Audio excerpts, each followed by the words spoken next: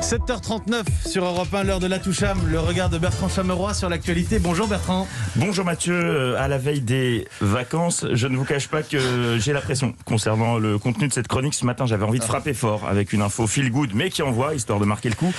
Après longue réflexion, ce matin, 7h39, j'ai donc décidé de vous parler du Burkini. Allez, c'est parti. Alors, avant d'aborder les enjeux que soulève cette question, petit rappel des faits, c'est important. Mais non, je plaisante. Vous y avez cru, hein. Oui. Naïf que vous êtes. Non, le Burkini, c'est un peu le pantacourt du débat de société, quoi. Personne n'en parle le reste de l'année, tout le monde oublie, et juste avant l'été, alors qu'on s'y attendait plus, paf, ça revient, et on se le prend en pleine tronche avec des sondages et des débats sur les chaînes info.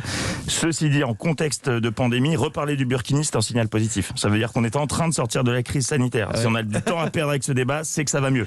Hein, non, on revient au basique, quoi. Il fait 50 degrés au Canada, il y a le variant Delta qui nous fait une belle montée, mais nous, on est là à se mettre dessus à propos du Burkini et des danses traditionnelles dans les mariages civils.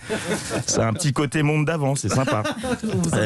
Pas de Burkini ce matin, mais cette information déroutante. Amis auditeurs, si vous êtes en train de faire quelque chose, arrêtez tout. Prenez 2 secondes pour vous concentrer. Attention, on y va. Un Britannique empile des M&M's et bat un record du monde. J'avais prévenu, de l'info. Je suis d'ailleurs très surpris que personne n'ait relayé cette news dans la matinale. Heureusement que je suis là pour en parler. Alors, cet article soulève beaucoup de questions, à commencer par celle-ci. Pourquoi qui se lève un matin en se disant « Tiens, si j'essayais d'empiler ces M&M's ?» Alors, précision, ceux sans cacahuètes, hein, les plats. Eh bien, c'est Will Cudbill qui s'est dit ça. Il a expliqué à CNN, que c'est l'ennui du confinement qui l'a poussé à faire ça. Ah oui. Sans déconner. Ouais, l'ennui tout court, hein, aussi, ça marche. Alors attention, c'est très sérieux puisque le record a été homologué par le Guinness Book. Jusqu'ici, il était détenu par un Italien et un Australien, car d'autres personnes avaient tenté le coup avant. Mais c'est ce Britannique qui a battu le record. Il a détaillé les coulisses de son exploit. C'est fascinant, témoignage très fort. Au début, je n'en mettais pas beaucoup. Jusqu'à ce qu'un jour, je me dise, allez, faut que je réussisse. Je me suis donc installé, bien décidé à y arriver. Il lui a fallu des heures. Bien les mauvais doubleurs. C'est vraiment ça, la passion. Plusieurs essais avant d'y parvenir. Ce record m'a pris énormément de temps. J'étais totalement excité quand j'y suis arrivé. Imagine le truc, quelle époque, on en vient à être heureux d'avoir réussi à empiler des M&M's.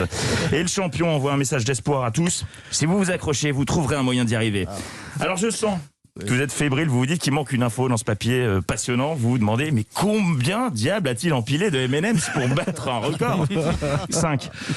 Non. 5 M&M's empilés. La plus haute. Pas plus ? Non. La plus haute tour du monde, selon le Guinness Book. Ah, mais je vais être obligé d'essayer là. Ah bah oui. D'après le jeune homme qui était très troublé par ce record, je le cite. Quand je leur ai dit qu'il y en avait 5, ils étaient choqués. Oui, allô, le Guinness, je vous appelle parce que j'ai réussi à faire tenir des M&M's en équilibre. Combien ? 5. Quoi ? 5 ? Mais c'est incroyable ! Ah, je suis choqué. Bon, on rigole, mais c'est très compliqué à faire. Donc, j'allais vous le proposer. On peut tester demain. Hein. Ce sera le dernier jour, autant s'amuser. Moi, à l'école, le dernier jour, on ramenait un Monopoly ou un Dr Maboul. On peut bien essayer d'empiler des M&M's. Allez, je vous prépare tout ça. À demain, Mathieu. Il va falloir qu'on aille faire quelques courses maintenant. Mais j'y vais tout de suite. Bah, des M&M's, absolument. Il doit y avoir une machine dans l'immeuble sans cacahuètes. Sans cacahuètes, sinon ça marche pas, effectivement. Sinon c'est pas le même record, tout simplement. Évidemment. Merci Bertrand Chameroy. Plaisir. La précision de l'information, c'est la touche tous les matins à 7h40. On vous retrouve à 10h tout à l'heure avec Philippe.